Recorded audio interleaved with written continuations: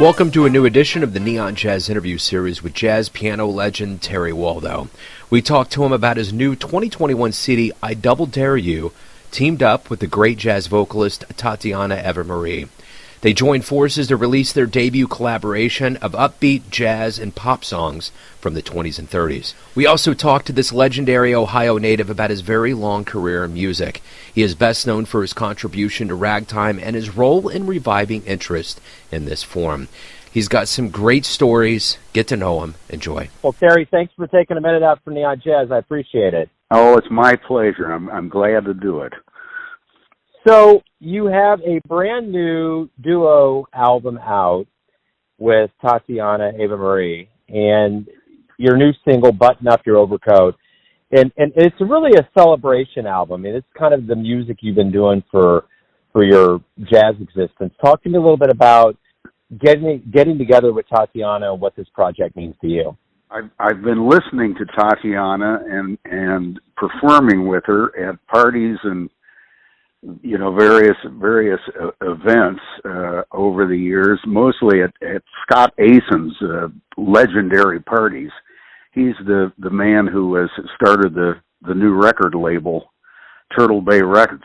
He has parties about twice a year at his large apartment, which brings in the best traditional jazz musicians in New York. And often we bring in musicians from all over the country to play for this. Tatiana has always attended these things, and we made a bunch of recordings of most of the musicians that had played at these events, including singer Veronica Swift, and we recorded all these people, and then Scott came up with the idea that it would be nice to do a whole album with a vocal track on each one, a singer and the all-star band that I've been using, which I call Waldo's Gotham City Band. And that name has applied to my New York groups since about 1980, when I first started recording stuff like that in New York. And so Tatiana, we've been listening to her at these things, and she has a solid reputation doing the stuff that she does. Online she gets millions of hits on her videos, and she's been doing quite well singing this kind of stuff for years. And so we just thought, boy, it would be a nice mix to do an album of the two of us. And of course, my part in it is mainly putting the band together and running the band. I sing on one track on the album. Everything has Tatiana singing, and a lot of space for the band. And of course, this band is guys who play in the style of the 20s, basically. I would say that the sweet spot for the kind of stuff we're doing would be around 1930, stylistically. And a lot of the tunes that we recorded were originally recorded around that time. Some of them date to before, and some of them are later, but that's stylistically, the kind of thing that we do. I am probably the only guy in the trad jazz scene who plays two-beat style. Now, we mix it between 2 and 4, but most of the people that are playing what we would call trad jazz, and there's a scene in New York, of people, playing that kind of thing, but almost everybody else plays more a later swing style that's kind of a 4-beat feel. And I'm about the only one that basically goes back to the 20s style of 2-beat. And of course, I come at it I start with ragtime. I'm probably the leading authority in the world on ragtime music. I wrote the book, This is Ragtime, and my piano teacher was U.B. Blake, who was the great master of ragtime. And I had a radio series on NPR called This is Ragtime back in the 70s, and I've made I don't know how many albums of that kind of stuff. But I start at 1900 and then I go forward, whereas almost everybody else that's been playing this stuff starts at a more modern position and then sort of maybe starts to look back at the earlier styles. So this one was basically Scott's idea, and so we got together and picked out a bunch of tunes that we all liked and recorded it, and it just came out great. I'm just so pleased with everybody that played on this, and of course we had the best guys that you could find, and Tatiana is just magnificent. I had not realized, having played with her casually in a lot of circumstances, just what a great professional she is. She's been singing since she was 4 years old professionally, and she was on television when she was 4, and I mean you can still see videos of her when she was 7 years old singing on television in Switzerland. And her father was a composer and conductor for films and television. So she grew up basically in recording studios, and she really knows how to work it. When we got into mixing this thing, she really knew how to get the sound out of the instruments and how to get the subtleties out of the music. She's the first person I've worked with in years, and I've made God, how many recordings? Maybe 60, 65 albums worth over the years of ragtime and jazz, really jazz, and worked with all kinds of singers. But boy, she really knows her stuff, and she's such a believable singer. She puts everything that she has into it when she sings, even when it's these kind of lyrics that are light, like "Do Do Do" with that George Gershwin tune we did. That's the first one on the album, and she just gives it the right flavor. They're very clever lyrics, but you have to believe in them when you sing that kind of thing. Did that answer your question, or am I just babbling? No, you answered a lot of questions that I had in one. But what I want to ask you specifically is, how did a kid from Ohio grow up to become such a esteemed player with so much history in the world of jazz? The music just fell into my lap, and I was called to it. Right from the beginning. And I was born in Ironton, Ohio, in 1944. And when I was living in Ironton, we had a neighbor who lived two doors down, who had probably the best collection of records that you could find in the city. He had an opera and various classical pieces of music plus pop music, and so I was very interested just in listening to records and so forth. Now you have to realize when I came up, the only records that were around were 78s, and we didn't have television. I go back to before television, and 78 records and those old jukeboxes that had the bubbles coming up on the side and magnificent bunch of paraphernalia that played these things, and so as a little kid, I was interested in that.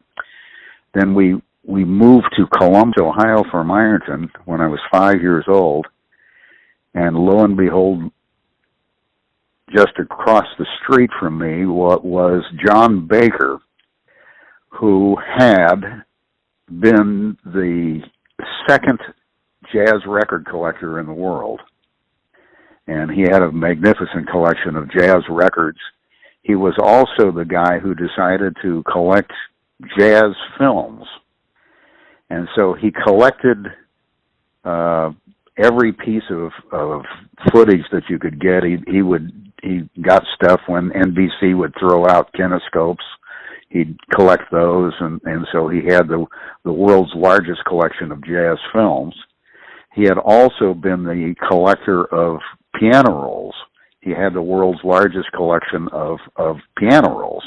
You know, these hand-played rolls by James P. Johnson and Scott Joplin and U.B. Blake and all those people. So growing up in Columbus, Ohio, of all places, I had this magnificent collection of stuff across the street from me, and I hung out there all the time and listened to all of that stuff.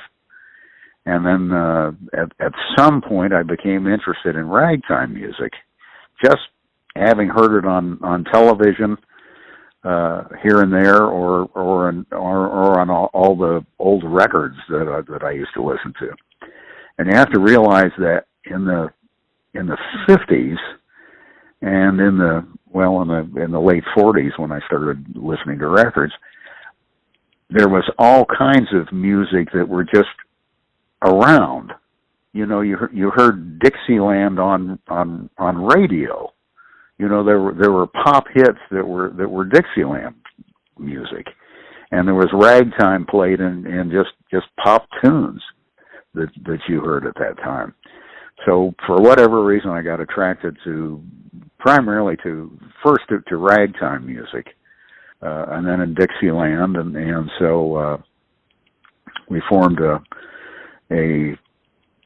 Dixieland band, we called it at that time. I don't think it's even politically correct to use Dixieland these days, but you know, that's pretty much what we called it. So my band in high school was called the Fungus 5+2. Our music grows on you. That was our motto, and we were on Ted Mack's original Amateur Hour in 1963. I've got a kinescope of that show, and I was playing banjo at that time. So I picked up banjo, and I played tuba, and I played piano. Those were the primary instruments that I was attracted to, and the banjo I took up because I couldn't find anybody else to play it. And so I took that up, and there were some good banjo players in Columbus, Ohio, who taught me some things. You know, people were involved in jazz, and so then after high school, I went away to New Orleans in 1964. I was 20 years old, and that was the first time I was seriously away from Columbus. And I played at the Red Garter in New Orleans, and that was a banjo bar, I guess you'd call it. They had 2 or 3 banjos in the front line, and then a tuba usually playing, and a piano.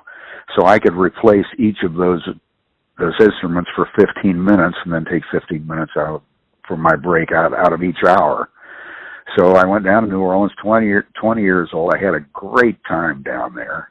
Learned a lot of stuff.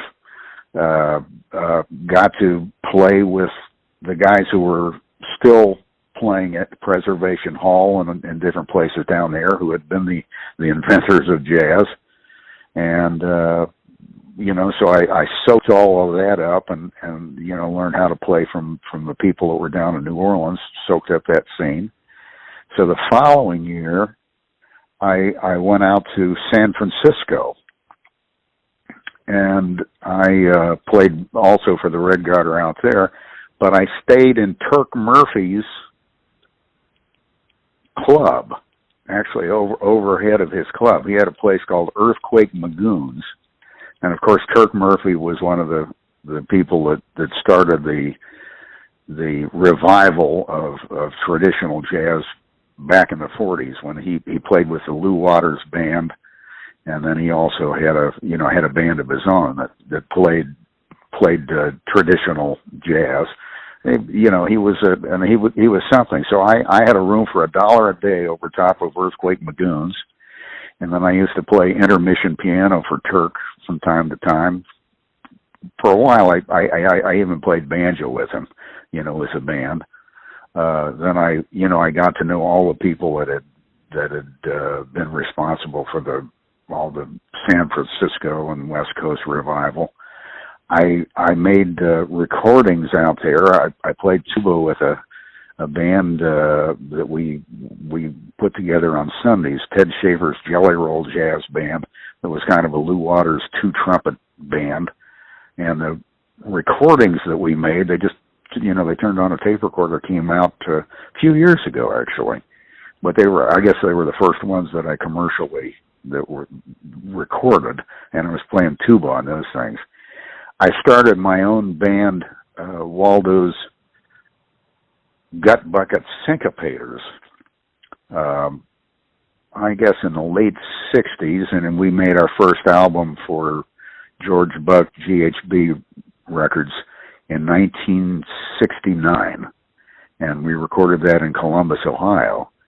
And then over the years, I kept the Gutbucket Syncopators more, I can't say together, because we would get together on occasions, and I would bring in musicians from all over the country, actually. We brought in several guys from New York, and then I had people that came in from Chicago. My trumpet and clarinet player were from Cincinnati. And over the years, we made a number of recordings and played at various festivals and so forth. That's kind of a legendary band, actually. People have called it the gold standard of trad jazz bands, and it was quite amazing. We played more of I guess you would call it the black jazz tradition. We sounded more like Jelly Roll Morton and King Oliver and those kinds of bands. So then, let's see. I did a lot of television when I was there. I put together my radio show for NPR called This Is Ragtime in 1972, I believe that was, and that played for I think 4 years on the NPR radio stations. Then I started going back and forth between New York and Columbus to play gigs. Ragtime started becoming popular, in the early 70s. So I started coming to New York, and I would stay with U.B. Blake, and then I'd play various clubs in New York, and I did that for a number of years. That I would come back and forth. I started getting into theater. Tom O'Horgan saw me perform with U.B. Blake in 1974, I think. I was doing a concert at the Theater de Lys in New York here with U.B. and Tom O'Horgan, who had been the director of Hair and Jesus Christ Superstar and a bunch of things. He was quite the innovative director, but he was doing a musical about President Warren Harding, of all things. And he saw me perform with UB and asked me if I could write in that style. And I said, sure. I hadn't done anything like that, but I did it. And we did a big workshop production in 1976, and that got me into doing theater stuff. And I ended up doing a lot of theater over the years, one-man shows, and mainly related to ragtime and 1920s style jazz, all of the various productions. So during that time, I recorded with, for instance, Edith Wilson, who was one of the first women to record blues back in the 20s. She started recording blues in 1921, and then she was on Broadway in Hot Chocolates, which was the show that Louis Armstrong appeared in, and it had music by Fats Waller, and the song Black and Blue was written for her. But anyway, she was still around in the 70s, so I made a couple of albums that she sang on and did some TV things. In later years, let's say I worked with Susan LaMarche, who was a great singer of 20s style kind of things. I met her in Columbus, and she's on several of my albums. In more recent years, I worked with Ruth Brisbane, who was probably the last of the classic style blues singers. She had been on Broadway. She played in Raisin, and but she sang Ma Rainey tunes on several of my albums, and Bessie Smith kind of things, and she came out of that tradition, and she was really a great singer of that style. So I don't know, I've worked with a number of other singers on various albums and things like that. So I think that gets you down to the present. Absolutely. So everyone has a perception of you, your family, your friends, your fans, but ultimately you're the one driving the truck, leading your life. Who do you think you are? Who do I think I am? Yes. Oh, God, that's a tricky question. Who do you think you are? I usually hear that in a negative sense. It's some woman yelling, "Me, who do you think you are?" Or a wise guy film, one of the two. Like, who do you think you are? Well, I'm a lucky son of a bitch that I was born at just the right time to be able to connect with the old musical traditions of jazz and ragtime, and to be able to play that kind of stuff up until the present. I tapped into the old music, partly because that the stuff was still around, when I was born, and I was born. Oh God, I don't even know what generation they call it. In 1944, it was before the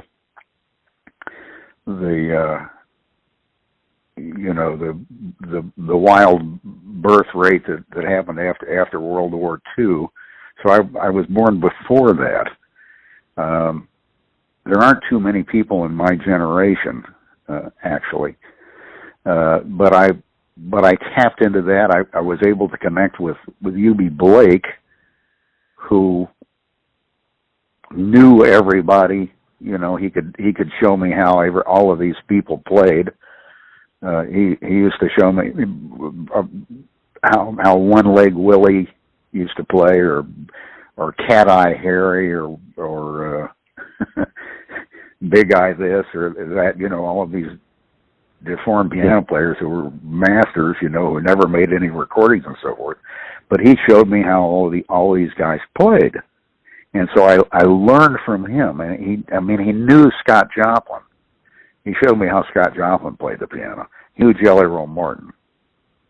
He knew, so I was able to tap into all of that old tradition.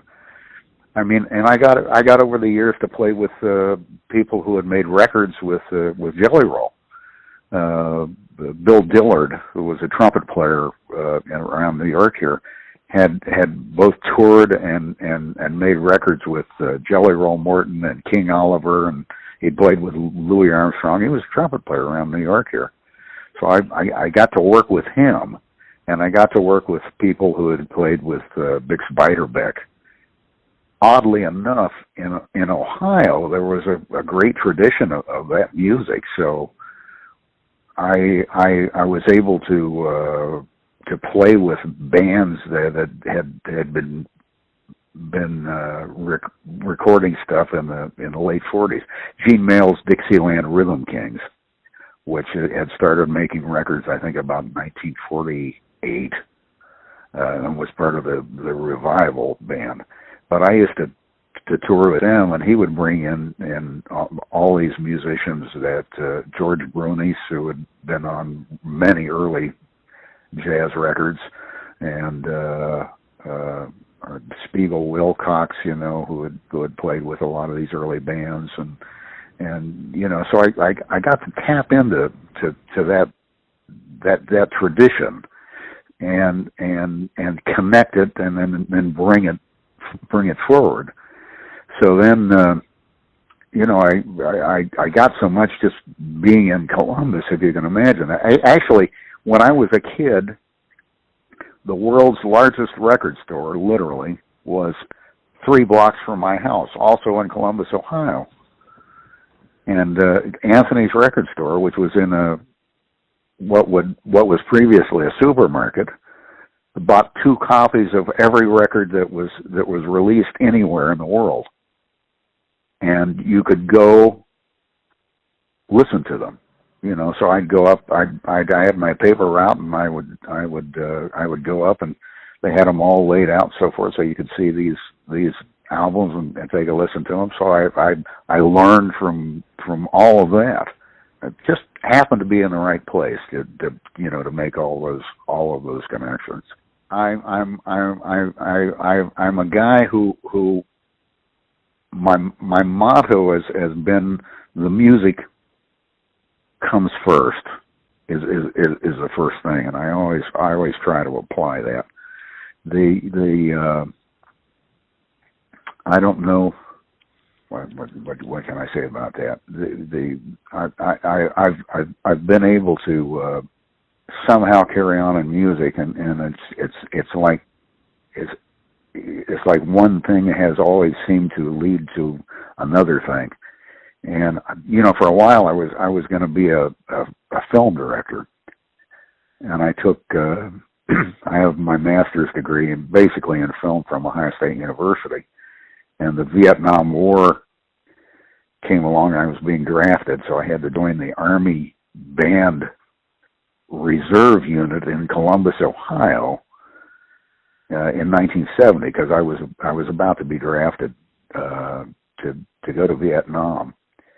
And I at that point I was going to have a career. I was going to go out to California and go to one of the good film schools, and I wanted to be a film director, but I couldn't do it because I had to stay and play, go to meetings, for the reserve band unit. So I played offensive tuba for 6 years, in the Army band unit. But that meant I couldn't pursue my film career. But I was making money as a film editor in Columbus for a while. I taught film at Denison University. I shot commercials. I did everything that you could possibly do, but I couldn't go out to California, where I would have gotten my PhD and gotten into that scene. But the music was still there, so I just continued to play music. So it's kind of drawn me, and it's led me to be able to work in all kind of media. I've done a lot of television. While I was in Columbus, every station had me do specials where I did ragtime. Some I had my full band performances and so forth. I've done radio. I got an opportunity to do my radio show for NPR. This is Ragtime. So I got a chance to do that. All the theater things I've been able to do. I got a chance to write my book, which has been in publication since it came out. I think there's been 4 different publishers. It's never gone out of print. Jazz at Lincoln Center has produced the last version of it, which has all colorized plates, and I updated the story of Ragtime. That came out a few years ago, and Wynton Marsalis did the introduction to that. So I've been able to write. It's also led to I've been able to write articles in various magazines, but that's all come from the music, So it's led me to a lot of different kinds of careers and a lot of ways of getting this music out there and getting the stories of it. We're working on a documentary on ragtime music right now, cool. Which we've shot a lot of the performances I've done with my band and various other sources, and we have Dick Hyman. We've shot footage with him, and Wynton Marsalis, an interview about the relationship between jazz and ragtime, and John Baptiste. We've done an interview with him, and we're putting that together right now. That's occupying a lot of my time, trying to get a good sizzle reel put together so we can hopefully sell it to Netflix or somebody like that. Cool, man. I've also recently I've been doing a podcast, and because of we've all had to stay inside. I've had some time, so I have a podcast out called "This Is Ragtime," which your listeners can find wherever they get podcasts, and it's really about ragtime and traditional jazz and blues and all that sort of stuff. But I approach it from the first jazz was called ragtime, and mostly the kind of jazz that I play, including on this new album, is more related to ragtime than it is to say swing, which kind of defines the way people think about jazz. So I'm calling the whole program "This Is Ragtime," but it really has a lot of trad jazz and a lot of famous people. Do you know the name Leon Redbone? Yeah, absolutely. I'm on about 28 cuts of his recordings. Cool. And I wrote songs for him. I've been doing that, and on each of the podcasts, incidentally, I have one of my old radio shows that were called "This Is Ragtime" from the 70s that have interviews with everybody. Very cool. Well, I'll make sure to put that in my description. But Terry, I really appreciate you opening up about the new album with Tatiana and your life and music, and good luck with everything. Thank you very much. It's been a pleasure to talk with you. Thanks for listening and tuning in to another Neon Jazz interview, where we give you a bit of insight into the finest cats in Ohio, New York City, Kansas City, and spots all over the world, giving fans all that jazz. Thanks to Terry for his time, and cool. If you want to hear more interviews, go to Famous Interviews with Joe Domino in the iTunes Store.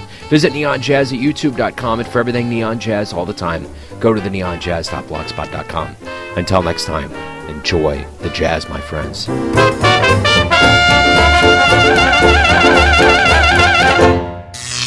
Neon Jazz.